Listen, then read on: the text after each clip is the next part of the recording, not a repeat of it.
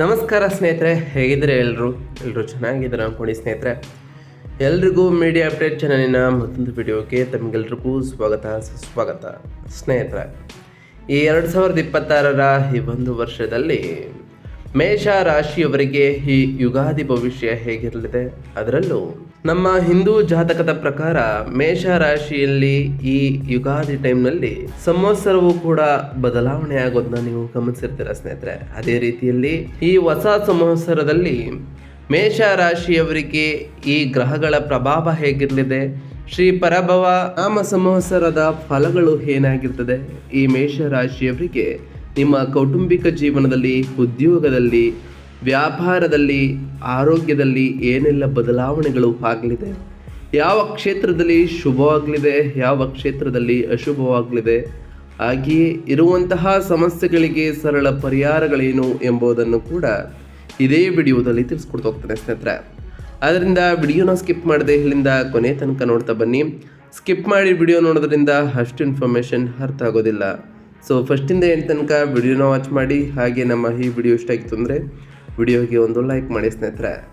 ಯಾರೇನೂ ನಮ್ಮ ಚಾನಲ್ನ ಸಬ್ಸ್ಕ್ರೈಬ್ ಮಾಡ್ಕೊಂಡಿಲ್ಲ ಅವರು ಈಗಲೇ ಸಬ್ಸ್ಕ್ರೈಬ್ ಮಾಡ್ಕೊಳ್ಳಿ. ಸಬ್ಸ್ಕ್ರೈಬ್ ಮಾಡಿಕೊಂಡು ಪ್ರತಿನಿತ್ಯ ವಿಡಿಯೋ ವಾಚ್ ಮಾಡ್ತಿರೋರಿಗೆ ಥ್ಯಾಂಕ್ ಯು ಸೋ ಮಚ್ ಅಂತ ಹೇಳ್ತಾ, ಹಾಗಾದರೆ ಈ 2026ರ ಯುಗಾದಿ ಭವಿಷ್ಯ ಈ ಹೊಸ ನಾಮ ಸಂವತ್ಸರದಲ್ಲಿ ಹೇಗಿರಲಿದೆ ಮೇಷರಾಶಿಯವರಿಗೆ ಎಂಬುದನ್ನು ಒಂದೊಂದಾಗಿ ತಿಳ್ಕೊಳ್ತಾ ಬರೋಣ ಸ್ನೇಹಿತರೆ. ಹಿಂದೂ ಪಂಚಾಂಗದ ಪ್ರಕಾರ ಹೊಸ ವರ್ಷವು 2026ರ ಮಾರ್ಚ್ 19ರಂದು ಪ್ರಾರಂಭವಾಗ್ತದೆ. ಅಂದರೆ ಯುಗಾದಿ ಹಬ್ಬದ ಟೈಮ್ನಲ್ಲಿ ಪ್ರಾರಂಭ ಆಗ್ತದೆ. ಯುಗಾದಿ 2026ರ ಪಂಚಾಂಗದಲ್ಲಿ ಶ್ರೀ ಪರಾಭವ ನಾಮ ಸಂವತ್ಸರದ ಆರಂಭವನ್ನು ಸೂಚಿಸ್ತದೆ. ಅದರಿಂದ ಈ ಹಿಂದೂ ಹೊಸ ವರ್ಷವು ಮೇಷರಾಶಿಯಲ್ಲಿ ಜನಿಸಿದವರಿಗೆ ಹೇಗಿರಲಿದೆ, ನಿಮ್ಮ ಜೀವನದಲ್ಲಿ ಏನೆಲ್ಲ ಬದಲಾವಣೆಗಳನ್ನು ಕಾಣಲಿದ್ದೀರಿ ಎಂಬುದನ್ನು ಒಂದೊಂದಾಗಿ ನೋಡ್ತಾ ಬರೋದಾದರೆ, ಈ ಮೇಷ ರಾಶಿಗೆ ಸೇರಿದ ಜನರು 2026ರಿಂದ 27ರಲ್ಲಿ ಹೆಚ್ಚಿನ ಬದಲಾವಣೆಗಳನ್ನು ಶನಿಯ ಸಂಚಾರದಲ್ಲಿ ಬದಲಾವಣೆಯಿಂದಾಗಿ ಕಾಣ್ತಾ ಬರ್ತೀರಿ ಮತ್ತು ಶನಿ ಸಾಡೆಸಾತಿಯಾದ ಆರಂಭದಿಂದಾಗಿ ಹೊಂದಲಿದ್ದೀರಿ ಅಂತಲೇ ಹೇಳ್ಬೋದು. ಇದರಿಂದಾಗಿ ನಿಮ್ಮ ವೃತ್ತಿ ಜೀವನ, ಆರ್ಥಿಕ ಸ್ಥಿತಿ, ಆರೋಗ್ಯ ಮತ್ತು ಸಂಬಂಧಗಳಲ್ಲಿ ಸಾಕಷ್ಟು ಸವಾಲುಗಳು ಹಾಗೂ ಅವಕಾಶಗಳನ್ನು ಹೊಂದುವಂತಹ ಸಂಭವ ಈ ಮೇಷ ರಾಶಿಯವರಿಗೆ ಇರಲಿದೆ. ಹಾಗಾದರೆ ಈ ಮೇಷ ರಾಶಿಯವರಿಗೆ ನಿಮ್ಮ ವೃತ್ತಿ ಜೀವನ ಮತ್ತು ಹಣಕಾಸಿನ ಸ್ಥಿತಿ ಹೇಗಿರಲಿದೆ ಈ 2026ರ ಯುಗಾದಿ ನಂತರದಲ್ಲಿ ಅಂತ ನೋಡ್ತಾ ಬರೋದಾದರೆ, ಈ 2026 ಮೇಷರಾಶಿಗೆ ಸೇರಿದ ಜನರಿಗೆ ಹಠಾತ್ ಬದಲಾವಣೆಗಳನ್ನು ತರಲಿದೆ. ಆದಾಯವನ್ನು ಹೆಚ್ಚಿಸಲು ಹೊಸ ಹೊಸ ಮಾರ್ಗಗಳನ್ನು ನೀವು ಪಡೆದುಕೊಳ್ತಾ ಹೋಗ್ತೀರಿ. ಇದೇ ರೀತಿಯಲ್ಲಿ ಹೊಸ ಹೊಸ ಅವಕಾಶಗಳು ಕೂಡ ನಿಮ್ಮ ವೃತ್ತಿ ಜೀವನದಲ್ಲಿ ಪ್ರಗತಿ ಹಾಗೆ ಉತ್ತಮ ಅವಕಾಶಗಳು ಪ್ರಾಪ್ತಿಯಾಗ್ತಾ ಹೋಗ್ತವೆ. ವಿಶೇಷವಾಗಿ ವಿದೇಶಕ್ಕೆ ಸಂಬಂಧಪಟ್ಟಂತೆಯೇ ಪ್ರಯಾಣಿಸುತ್ತಿರುವಂತಹ ಉತ್ತಮ ಅವಕಾಶಗಳನ್ನು ಕೂಡ ಈ ಜೂನ್ ತಿಂಗಳ ನಂತರ ನೀವು ಪಡೆಯಬಹುದಾಗಿದೆ. ಶನಿಯು ಮೇಷ ರಾಶಿಯ 12ನೇ ಮನೆಯಲ್ಲಿ ಚಲಿಸಲು ಆರಂಭಿಸಿದ್ದಾರೆ ಸ್ನೇಹಿತರೆ. ಇದರಿಂದ ಆರ್ಥಿಕ ವಿಚಾರಗಳಿಗೆ ಸಂಬಂಧಪಟ್ಟಂತೆಯೇ ಒತ್ತಡ ಹೆಚ್ಚಾಗಲಿದೆ. ಹಾಗೆ ಇದೇ ಟೈಮ್ನಲ್ಲಿ ನಿಮ್ಮ ಖರ್ಚುಗಳು ಕೂಡ ಹೇಗಿರಲಿದೆ, ವ್ಯವಹಾರದಲ್ಲಿ ಹೂಡಿಕೆಗಳಿಗೆ ಸಂಬಂಧಪಟ್ಟಂತೆ ಏರಿಳಿತಗಳನ್ನು ಕೂಡ ಈ ರಾಶಿಯವರು ಅನುಭವಿಸ್ಬೋದು. ರಾಹುಗ್ರಹದ ಬೆಂಬಲದಿಂದಾಗಿ 2026ರ ಡಿಸೆಂಬರ್ ತಿಂಗಳವರೆಗೆ ನಿಮಗೆ ಲಾಭ ದೊರಕುವಂತಹ ಸಂಭವ ಇರಲಿದ್ದು, ಆದರೆ ಯೋಜನೆಗಳನ್ನು ರೂಪಿಸುವ ಸಂದರ್ಭದಲ್ಲಿ ಬಹಳ ಎಚ್ಚರಿಕೆಯಿಂದ ಇರಬೇಕು ಮತ್ತು ನಿಮ್ಮ ಖರ್ಚಿನ ಬಗ್ಗೆ ಹೆಚ್ಚಿನ ಗಮನ ನೀಡುವುದು ಕೂಡ ಈ ರಾಶಿಯವರಿಗೆ ಬಹಳ ಅವಶ್ಯಕವಾಗಿರ್ತದೆ. ಅದರಲ್ಲೂ ಈ ಹೊಸ ಸಂವತ್ಸರದಲ್ಲಿ ಮೇಷ ರಾಶಿಯವರಿಗೆ ಹೆಚ್ಚಿನ ಬದಲಾವಣೆ ಹೊಂದಲು ಕಾರಣ ಅಂತಲೇ ಹೇಳ್ಬೋದು.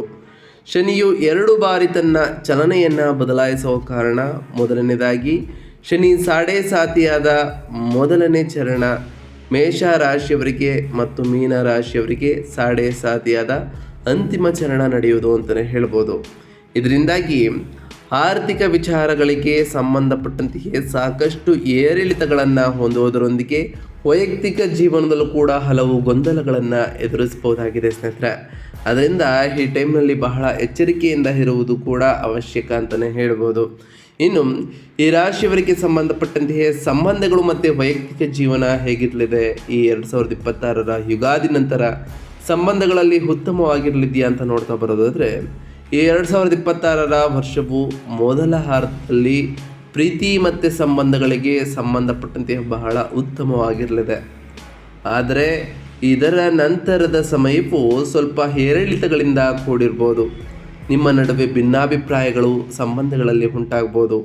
ಹಾಗೆಯೇ ಒಂದಿಷ್ಟು ಜಗಳಗಳು ಉಂಟಾಗುವಂತಹ ಚಾನ್ಸಸ್ ಇರ್ತದೆ. ಇದಕ್ಕೆ ಕಾರಣ ಶನಿ ಮತ್ತು ಕೇತುವಿನ ಪ್ರಭಾವವಾಗಿರಲಿದೆ. ಈ ಸಂದರ್ಭದಲ್ಲಿ ಈ ಮೇಷ ರಾಶಿಗೆ ಸೇರಿದ ಜನರು ಭಾವನಾತ್ಮಕ ನಿರ್ಧಾರಗಳನ್ನು ತೆಗೆದುಕೊಳ್ಳುವಾಗ ಬಹಳ ಎಚ್ಚರಿಕೆಯಿಂದ ಇರಿ. ಹಾಗೆ ಈ ಟೈಮ್ನಲ್ಲಿ ಈ ರಾಶಿಯವರಿಗೆ ತಾಳ್ಮೆಯೂ ಕೂಡ ಅತ್ಯವಶ್ಯಕವಾಗಿರಲಿದೆ. 2026 ಮತ್ತು 27ರ ವರ್ಷದಲ್ಲಿ ಸಂಬಂಧಗಳಲ್ಲಿ ಮತ್ತು ವೈವಾಹಿಕ ಜೀವನದಲ್ಲಿ ನೀವು ಹಲವು ಏರಿಳಿತಗಳನ್ನು ಎದುರಿಸಬೇಕಾಗಿ ಬರ್ಬೋದು. ಆದ್ದರಿಂದ ಬಹಳ ಎಚ್ಚರಿಕೆಯನ್ನು ತೆಗೆದುಕೊಳ್ಳಿ. ನಿಮ್ಮ ಸಂಬಂಧಗಳಲ್ಲಿ ಮೂರನೇ ವ್ಯಕ್ತಿಯ ಆಗಮನವೂ ಕೂಡ ಆಗ್ಬೋದು ಸ್ನೇಹಿತರೆ. ಆದ್ದರಿಂದ ಈ ಟೈಮ್ನಲ್ಲಿ ಬಹಳ ಎಚ್ಚರಿಕೆಯಿಂದ ಇರಿ. ಕುಟುಂಬ ಮತ್ತು ಸಾಮಾಜಿಕ ಸಂಬಂಧಗಳ ಮೇಲೆ ಶನಿಯ ಪ್ರಭಾವವು ಈ ಅವಧಿಯಲ್ಲಿ ಇರಲಿದ್ದು, ಹಾಗಾಗಿ ನೀವು ಜವಾಬ್ದಾರಿಯುತವಾಗಿ ನಿರ್ಧಾರವನ್ನು ತೆಗೆದುಕೊಳ್ಳುವುದರೊಂದಿಗೆ ಉತ್ತಮವಾದಂತಹ ಸಂವಹನವನ್ನು ಹೊಂದುವುದು ಕೂಡ ಈ ರಾಶಿಯವರಿಗೆ ಬಹಳ ಅಗತ್ಯವಾಗಿರ್ತದೆ ಅಂತಲೇ ಹೇಳ್ಬೋದು. ಇನ್ನು ಈ ರಾಶಿಯವರಿಗೆ ಈ ಹೊಸ ಸಂವತ್ಸರದ ಯುಗಾದಿ ನಂತರ ಆರೋಗ್ಯ ಮತ್ತು ಆಧ್ಯಾತ್ಮಿಕತೆಯ ವಿಚಾರದಲ್ಲಿ ಹೇಗಿರಲಿದೆ ಅಂತ ನೋಡ್ತಾ ಬರೋದಾದರೆ, ಆರೋಗ್ಯಕ್ಕೆ ಸಂಬಂಧಪಟ್ಟಂತೆಯೇ ಈ ಮೇಷ ರಾಶಿಗೆ ಸೇರಿದ ಜನರು ಈ 2026ರಲ್ಲಿ ಸ್ಥಿರತೆಯನ್ನು ಹೊಂದಬಹುದಾಗಿದೆ. ಆದರೆ ಮುಂದಿನ ಕೆಲವು ವರ್ಷಗಳಲ್ಲಿ ಶನಿ ಸಾಡೆಸಾತಿಯ ಮತ್ತು ಶನಿಯ ಪ್ರಭಾವದಿಂದಾಗಿ ತಲೆನೋವು, ಸುಸ್ತು, ಇತರ ಆರೋಗ್ಯ ಸಮಸ್ಯೆಗಳನ್ನು ಈ ರಾಶಿಯವರು ಎದುರಿಸಬಹುದಾಗಿದೆ. ಆದ್ದರಿಂದ ನಿಮ್ಮ ಆರೋಗ್ಯದ ಕಡೆ ಹೆಚ್ಚಿನ ಗಮನವನ್ನು ಕೊಡ್ತಾ ಬನ್ನಿ. ಅದರಲ್ಲೂ ರಾಹುವಿನ ಸಂಚಾರ ಇರೋ ಟೈಮ್ನಲ್ಲಿ ಬಹಳ ಎಚ್ಚರಿಕೆಯಿಂದ ಇರಿ ಸ್ನೇಹಿತರೆ. ಹಾಗೆ ನೀವು ವಾಹನ ಚಾಲನೆಯನ್ನು ಮಾಡುವಾಗ ಕೂಡ ಬಹಳ ಎಚ್ಚರಿಕೆಯಿಂದ ಇರಿ ಅಂತಲೇ ಹೇಳ್ಬೋದು. ಇನ್ನು ನಿಮ್ಮ ಆಧ್ಯಾತ್ಮಿಕ ವಿಚಾರಗಳಿಗೆ ಸಂಬಂಧಪಟ್ಟಂತೆಯೇ ಈ ಅವಧಿಯಲ್ಲಿ ನೀವು ಹೆಚ್ಚಿನ ಆಸಕ್ತಿಯನ್ನು ಈ ಟೈಮ್ನಲ್ಲಿ ಹೊಂದಬಹುದಾಗಿದೆ. ನಿಮ್ಮ ಆಧ್ಯಾತ್ಮಿಕ ವಿಚಾರಗಳು ಬಹಳಷ್ಟು ವೃದ್ಧಿಯಾಗಲಿದೆ. ಜೊತೆಗೆ ಈ ಅವಧಿಯಲ್ಲಿ ಪ್ರತಿನಿತ್ಯ ದೇವರ ಧ್ಯಾನವನ್ನು ಮಾಡುವ ಮೂಲಕ ಹಾಗೂ ಹನುಮಾನ್ ಚಾಲಿಸ ಮತ್ತು ಬಜರಂಗ ಬಾಣವನ್ನು ಪಠಿಸುವ ಬಗ್ಗೆ ಹೆಚ್ಚಿನ ಗಮನ ನೀಡುವುದು ಈ ರಾಶಿಯವರಿಗೆ ಒಳಿತಾಗಿರಲಿದೆ ಅಂತಲೇ ಹೇಳ್ಬೋದು. ಈ ಅವಧಿಯಲ್ಲಿ ಮೇಷ ರಾಶಿಗೆ ಸೇರಿದ ಜನರು ದಾನ ಧರ್ಮ ಇತ್ಯಾದಿ ಉತ್ತಮ ಕೆಲಸಗಳನ್ನು ಮಾಡೋದರಿಂದ ಶನಿಯ ಅಶುಭ ಪ್ರಭಾವವನ್ನು ಸ್ವಲ್ಪ ಮಟ್ಟಿಗೆ ಕಡಿಮೆ ಮಾಡಬಹುದಾಗಿದೆ.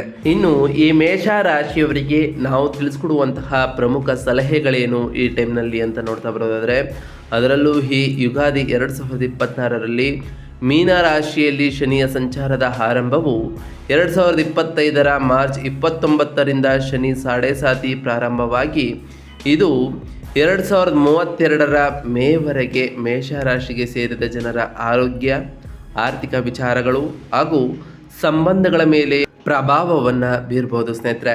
ಈ ಅವಧಿಯಲ್ಲಿ ಶನಿ ಪೂಜೆ, ಪ್ರತಿನಿತ್ಯ ಹನುಮಂತನನ್ನು ಪೂಜಿಸುವುದು ಮತ್ತು ಸಹನೆಯಿಂದ ಇರುವುದು ಸಾಕಷ್ಟು ಪ್ರಯೋಜನಗಳು ಆಗ್ತಾ ಹೋಗ್ತವೆ. ಹಾಗೆ ನಿಮ್ಮ ದೈನಂದಿನ ಜೀವನದಲ್ಲಿ ಹನುಮಾನ್ ಚಾಲಿಸವನ್ನು ಪಠಿಸ್ತಾ ಬನ್ನಿ ಅಥವಾ ಕೇಳಿ ಸ್ನೇಹಿತರೆ. ಇದು ನಿಮಗೆ ಧೈರ್ಯ ಮತ್ತು ಶಾಂತಿಯನ್ನು ನೀಡಲಿದೆ. ಈ ಸಂದರ್ಭದಲ್ಲಿ ಅಂದರೆ ಜನವರಿ ಪ್ರಾರಂಭದಿಂದ ಮಾರ್ಚ್ ಮಧ್ಯದವರೆಗೂ ಕೂಡ ಈ ಅವಧಿಯಲ್ಲಿ ನೀವು ಹೊಸ ಯೋಜನೆಗಳನ್ನು ಪ್ರಾರಂಭಿಸಲು ಅಥವಾ ಹೊಸ ಹೂಡಿಕೆ ಮತ್ತು ಆಧ್ಯಾತ್ಮಿಕ ವಿಚಾರಗಳಿಗೆ ಸಾಕಷ್ಟು ಶುಭವಾದಂತಹ ಸಮಯವಾಗಿರೋದ್ರಿಂದ ಹೊಸ ಹೂಡಿಕೆ ಮಾಡಬೇಕು ಅಂದ್ಕೊಂಡಿದ್ರೆ ಹೂಡಿಕೆಯನ್ನು ಮಾಡ್ತಾ ಬನ್ನಿ ಸ್ನೇಹಿತರೆ. ಹೊಸ ಯೋಜನೆಗಳನ್ನು ಪ್ರಾರಂಭಿಸಬೇಕು ಅಂದ್ಕೊಂಡಿದ್ರೆ, ಸ್ಟಾರ್ಟಪ್ ಮಾಡಬೇಕು ಅಂದ್ಕೊಂಡಿದ್ರು ಕೂಡ ಬಹಳ ಒಳಿತಾಗಿರಲಿದೆ ಈ ಮಾರ್ಚ್ ಮಧ್ಯದವರೆಗೆ. ಒಟ್ಟಾರೆಯಾಗಿ ಈ ಯುಗಾದಿ ಭವಿಷ್ಯದಲ್ಲಿ ಮೇಷ ರಾಶಿಯವರಿಗೆ ಒಂದಿಷ್ಟು ಸಕಾರಾತ್ಮಕ ಪ್ರಭಾವಗಳು ಉಂಟಾದರೆ ಒಂದಿಷ್ಟು ನಕಾರಾತ್ಮಕ ಪ್ರಭಾವಗಳು ಕೂಡ ಉಂಟಾಗ್ತಾ ಹೋಗ್ತವೆ. ಆದ್ದರಿಂದ ಬಹಳ ಎಚ್ಚರಿಕೆಯಿಂದ ಇರುವುದು ಕೂಡ ಅವಶ್ಯಕವಾಗಿರ್ತದೆ ಸ್ನೇಹಿತರೆ. ನಿಮ್ಮ ಸಮಸ್ಯೆಗಳಿಗೆ ಈಗ ನಾವು ಸರಳ ಪರಿಹಾರಗಳನ್ನು ತಿಳಿಸ್ಕೊಡ್ತಾ ಹೋಗ್ತೇನೆ ಸ್ನೇಹಿತರೆ. ಗಮನ ಬಿಟ್ಟು ನೋಡ್ತಾ ಬನ್ನಿ. ಮೊದಲನೇದಾಗಿ ನಿಮ್ಮ ಆದಾಯವನ್ನು ಸುಧಾರಿಸಲು ನೀವು ಮಾಡಬಹುದಾದಂತಹ ಸರಳ ಉಪಾಯವೇನೆಂದರೆ ವೆಂಕಟೇಶ್ವರ ಸ್ವಾಮಿಯನ್ನು ಪೂಜಿಸುವುದು. ಹತ್ತಿರದಲ್ಲಿ ವೆಂಕಟೇಶ್ವರ ಸ್ವಾಮಿಯ ದೇವಾಲಯವಿಲ್ಲದಿದ್ದರೆ ಇದನ್ನು ನಿಮ್ಮ ಮನೆಯಲ್ಲೂ ಕೂಡ ಮಾಡಬಹುದು. ಸಾಧ್ಯವಾದಾಗಲೆಲ್ಲ ಹಸುಗಳಿಗೆ ನೆಲಗಡಲೆ ಅಥವಾ ಕಡಲೆ ಬೇಳೆಯನ್ನು ದಾನ ಮಾಡಿ. ದೇವಾಲಯ ಮತ್ತು ಪುರೋಹಿತರಿಗೆ ಹಳದಿ ಬಣ್ಣದ ಬಟ್ಟೆಯನ್ನು ದಾನ ಮಾಡಿ. ಇದು ಸಹ ಸಾಕಷ್ಟು ಪ್ರಯೋಜನಕಾರಿಯಾಗಿರಲಿದೆ. ಗುರುಬಲವನ್ನು ಇನ್ನಷ್ಟು ಹೆಚ್ಚಿಸಲಿದೆ ಅಂತಲೇ ಹೇಳ್ಬೋದು. ದೇವಾಲಯಗಳಲ್ಲಿ ದೀಪಗಳನ್ನು ಬೆಳಗಿಸಲು ನೀವು ಎಣ್ಣೆಯನ್ನು ದಾನ ಮಾಡ್ಬೋದು. ದೀಪಾರಾಧನೆಯ ದೀರ್ಘಾವಧಿಯಲ್ಲಿ ನೀವು ಗಳಿಕೆಯನ್ನು ಕೂಡ ಹೆಚ್ಚಿಸಲಿದೆ. ಮದುವೆಯ ವಿಚಾರದಲ್ಲಿ ಈ ಟೈಮ್ನಲ್ಲಿ ಬಹಳ ತುಂಬ ಜಾಗರೂಕರಾಗಿ ಇರಬೇಕು ಮತ್ತು ವಿವಿಧ ಮೂಲಗಳಿಂದ ಜಾತಕವನ್ನು ಪರಿಶೀಲಿಸಿ ಹಾಗೆ ಮಂಗಳವಾರದಂದು ದುರ್ಗಾದೇವಿ ಮತ್ತು ಹನುಮಂತನನ್ನು ಪೂಜಿಸಿ ಸ್ನೇಹಿತರೆ. ಇದರಿಂದ ನಿಮ್ಮಲ್ಲಿ ಧೈರ್ಯ ಮತ್ತು ಶಾಂತಿ ಇನ್ನಷ್ಟು ಹೆಚ್ಚಾಗಲಿದೆ ಅಂತಲೇ ಹೇಳ್ಬೋದು. ಪ್ರತಿ ಶುಕ್ರವಾರದಂದು ತಾಯಿ ಜಗನ್ಮಾತೆಯಾದಂತಹ ಲಕ್ಷ್ಮೀ ದೇವಿಯನ್ನು ಪೂಜಿಸ್ತಾ ಬನ್ನಿ. ಲಕ್ಷ್ಮೀ ದೇವಿಗೆ ಪ್ರಿಯವಾಗಿರುವಂತಹ ಬಿಳಿ ಹೂವುಗಳನ್ನು ಅರ್ಪಿಸಿ ಪೂಜೆಯನ್ನು ಸಲ್ಲಿಸೋದ್ರ ಜೊತೆಗೆ ಪ್ರತಿ ಶುಕ್ರವಾರದಂದು ಮನೆಯನ್ನು ನೀರಿಗೆ ಒಂದು ಚಿಟಿಕೆ ಉಪ್ಪನ್ನು ಹಾಕಿ ಒರೆಸೋದ್ರಿಂದ ಸಾಕಷ್ಟು ನಕಾರಾತ್ಮಕ ಪ್ರಭಾವಗಳನ್ನು ಹೊರದೂಡಬಹುದಾಗಿದೆ ಸ್ನೇಹಿತರೆ. ಹಾಗೆಯೇ ಪ್ರತಿ ಶುಕ್ರವಾರದಂದು ತಾಯಿ ಜಗನ್ಮಾತೆಯಾದಂತಹ ಲಕ್ಷ್ಮೀ ದೇವಿಯ ಜಪವನ್ನು ಮಾಡಿ. ಹಾಗೆ ನಿಮಗೆ ಸಾಧ್ಯವಾದರೆ ಪ್ರತಿ ಶನಿವಾರದಂದು ಓಂ ಶಂ ಶನೈಶ್ವರಾಯ ನಮಃ ಎಂಬ ಮಂತ್ರವನ್ನು ಜಪಿಸುವ ಜೊತೆಗೆ ಶನೇಶ್ವರ ದೇವಾಲಯಕ್ಕೆ ತೆರಳಿ ಶನಿದೇವರಿಗೆ ಪ್ರಿಯವಾಗಿರುವಂತಹ ಕಪ್ಪು ಎಳ್ಳಿನ ಬತ್ತಿಯನ್ನು ಶನಿದೇವರ ದೇವಸ್ಥಾನದಲ್ಲಿ ಹಚ್ಚೋದ್ರಿಂದ ಸಾಕಷ್ಟು ಉತ್ತಮವಾದಂತಹ ಫಲಿತಾಂಶಗಳನ್ನು ಕಾಣಬಹುದಾಗಿದೆ ಸ್ನೇಹಿತರೆ. ಹಾಗೆ ಪ್ರತಿ ಮಂಗಳವಾರದಂದು ಓಂ ಅಂಗರಾಯಕಾಯ ನಮಃ ಎಂಬ ಮಂತ್ರವನ್ನು ಜಪಿಸಿ ಪ್ರತಿ ಮಂಗಳವಾರದಂದು ನವಗ್ರಹಗಳ ದೇವಸ್ಥಾನಕ್ಕೆ ತೆರಳಿ ಕೆಂಪು ವಸ್ತ್ರವನ್ನು ಧರಿಸಿ ಮಂಗಳವಾರದಂದು ನವಗ್ರಹಗಳ ಪ್ರದಕ್ಷಿಣೆಯನ್ನು ಹಾಕೋದ್ರಿಂದ ಸಾಕಷ್ಟು ಬದಲಾವಣೆಗಳನ್ನು ನಿಮ್ಮ ಜೀವನದಲ್ಲಿ ಕಾಣ್ತಾ ಬರ್ತೀರಿ. ಹಾಗೆ ಪ್ರತಿ ಗುರುವಾರದಂದು ಓಂ ಗುರುಭ್ಯೋ ನಮಃ ಎಂಬ ಮಂತ್ರವನ್ನು ಜಪಿಸಿ ಗುರುರಾಯರ ಆಶೀರ್ವಾದವನ್ನು ಪಡೆದುಕೊಳ್ಳಿ ದೇವಸ್ಥಾನಕ್ಕೆ ತೆರಳಿ. ಹಾಗೆಯೇ ನಿಮಗೆ ಕೈಲಾದಷ್ಟು ಬಡವರಿಗೆ ದಾನವನ್ನು ಮಾಡಿ ಸ್ನೇಹಿತರೆ. ಇನ್ನು ಈ ಟೈಮ್ನಲ್ಲಿ ಈ ರಾಶಿಯವರು ಧರಿಸಬೇಕಾದಂತಹ ರುದ್ರಾಕ್ಷ ಯಾವುದು ಅಂದರೆ ತ್ರಿಮುಖಿ ರುದ್ರಾಕ್ಷಿ ಆಗಿರ್ತದೆ ಸ್ನೇಹಿತರೆ. ನಾವು ರುದ್ರಾಕ್ಷಿಯ ಲಿಂಕನ್ನು ಕೂಡ ಕೊಟ್ಟಿರ್ತೇವೆ, ಅದ್ರ ಮುಖಾಂತರ ನೀವು ಪರ್ಚೇಸ್ ಕೂಡ ಮಾಡ್ಬೋದು ಸ್ನೇಹಿತರೆ. ಇನ್ನು ಅದೃಷ್ಟದ ರತ್ನ ಯಾವುದು ಅಂದರೆ ಹವಳ. ಹಾಗೆ ಇದನ್ನು ಮಂಗಳವಾರ ಧರಿಸೋದ್ರಿಂದ ಸಾಕಷ್ಟು ಉತ್ತಮವಾದ ಫಲಿತಾಂಶಗಳನ್ನು ಕೂಡ ಕಾಣ್ತಾ ಬರ್ತೀರಿ. ಇದರ ಲಿಂಕನ್ನು ಕೂಡ ನಮ್ಮ ಡಿಸ್ಕ್ರಿಪ್ಷನಲ್ಲಿ ಕೊಟ್ಟಿರ್ತೇವೆ ಸ್ನೇಹಿತರೆ. ಇದ್ರ ಮುಖಾಂತರ ನೀವು ಅದೃಷ್ಟದ ರತ್ನಗಳನ್ನು ಕೂಡ ಬೈ ಮಾಡ್ಬೋದು. ಇನ್ನು ಈ ಟೈಮ್ನಲ್ಲಿ ಸುಬ್ರಹ್ಮಣ್ಯ ಸ್ವಾಮಿಯನ್ನು ಪೂಜಿಸುವುದು ಕೂಡ ಬಹಳ ವಿಶೇಷವಾದಂತಹ ಪೂಜೆಯಾಗಿರ್ತದೆ. ಅದರಿಂದ ಆ ಸುಬ್ರಹ್ಮಣ್ಯ ಸ್ವಾಮಿಯ ಅನುಗ್ರಹವೂ ಕೂಡ ನಿಮಗೆ ಸಿಗಲಿದೆ ಸ್ನೇಹಿತರೆ. ನಾವು ತಿಳಿಸ್ಕೊಟ್ಟಿರುವಂತಹ ಈ ಎಲ್ಲ ಸರಳ ಪರಿಹಾರಗಳನ್ನು ಈ ರಾಶಿಯವರು ಮಾಡಿದ್ದೇ ಆದರೆ ನಿಮ್ಮ ಜೀವನದಲ್ಲಿ ಸಾಕಷ್ಟು ಬದಲಾವಣೆಗಳನ್ನು ಕಾಣ್ತಾ ಬರ್ತೀರಿ. ನೀವು ಅಂದುಕೊಂಡಿರುವಂತಹ ಕಾರ್ಯಗಳು ಕೂಡ ಯಾವುದೇ ಅಡೆತಡೆ ಇಲ್ಲದೆ ನೆರವೇರ್ತಾ ಬರ್ತದೆ ಸ್ನೇಹಿತರೆ. ಇದಾಗಿತ್ತು ಇವತ್ತಿನ ಒಂದು ವಿಡಿಯೋ ಸ್ನೇಹಿತರೆ. ವಿಡಿಯೋ ಇಷ್ಟ ಆಗಿತ್ತು ಅಂದರೆ ವಿಡಿಯೋಕ್ಕೆ ಒಂದು ಲೈಕ್ ಮಾಡಿ. ಯಾರೇನು ನಮ್ಮ ಚಾನಲ್ನ ಸಬ್ಸ್ಕ್ರೈಬ್ ಮಾಡ್ಕೊಂಡಿಲ್ಲ ಈಗಲೇ ಸಬ್ಸ್ಕ್ರೈಬ್ ಮಾಡ್ಕೊಳ್ಳಿ. ಸಬ್ಸ್ಕ್ರೈಬ್ ಮಾಡ್ಕೊಂಡು ಪ್ರತಿನಿತ್ಯ ವಿಡಿಯೋ ವಾಚ್ ಮಾಡ್ತಿರೋರಿಗೆ ಥ್ಯಾಂಕ್ ಯು ಸೋ ಮಚ್ ಅಂತ ಹೇಳ್ತಾ, ಹಾಗೆ ಕಮೆಂಟ್ನಲ್ಲಿ ಓಂ ಶನೈಶ್ವರಾಯ ನಮಃ, ಓಂ ಗುರುಭ್ಯೋ ನಮಃ, ಓಂ ಲಕ್ಷ್ಮೀನಾರಾಯಣಾಯ ನಮಃ, ಓಂ ಅಂಗರಾಯಕಾಯ ನಮಃ ಎಂದು ಕಮೆಂಟ್ ಮಾಡಿ ಸ್ನೇಹಿತರೆ. ಆ ಶನಿದೇವರು, ಗುರುದೇವ, ಮಂಗಳದೇವ, ಲಕ್ಷ್ಮೀನಾರಾಯಣ ನಿಮಗೆ ಆಯುಷ್ಯ ಆರೋಗ್ಯ ಸಮೃದ್ಧಿಗಳನ್ನು ಕೊಟ್ಟು ಕಾಪಾಡಲಿ. ನೀವು ಅಂದುಕೊಂಡಿರುವಂತಹ ಕಾರ್ಯಗಳು ಯಾವುದೇ ಅಡೆತಡೆ ಇಲ್ಲದೆ ನೆರವೇರಲಿ.